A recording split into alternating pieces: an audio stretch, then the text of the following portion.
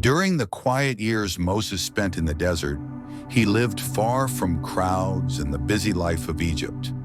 He took care of sheep, built his family, and, with God's inspiration, wrote important books of the Bible. It was in this time of simplicity and silence that God prepared him for a much greater work. This part of Moses' story teaches us something very important. Our daily duties, no matter how small they seem, are part of God's plan for our life. Every little act of faithfulness, every task we do with care, every moment we choose to obey God, helps prepare us for the greater purposes He has for us. The Christian life doesn't start with big achievements, but with faithfulness in the small things, in the quiet places where our character is shaped. When God finally called Moses, he didn't feel ready. His excuses seemed reasonable. Who am I?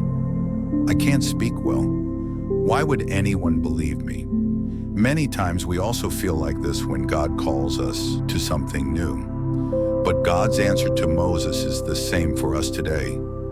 I will be with you.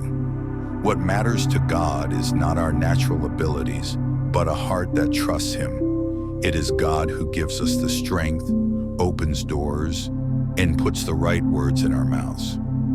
Moses' story teaches us to trust not in ourselves, but in God's power and faithfulness. Another important part of Moses' mission was to write the book of Genesis, which helps us understand the story of the world and God's plan to save humanity. The first 11 chapters of Genesis talk about creation, the fall, the flood, and the beginning of nations. Many people today try to say these stories are just myths or symbols.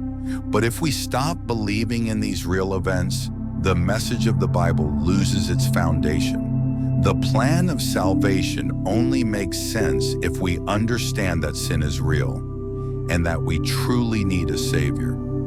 That's why we must stand firm on the authority of the Bible. Genesis is not just an old story, it is the beginning of the greatest story ever told.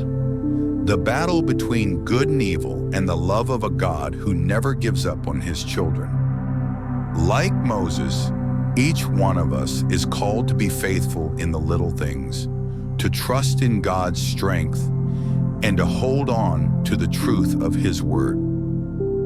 May we answer God's call with courage, knowing that the one who calls us will also give us everything we need to follow Him.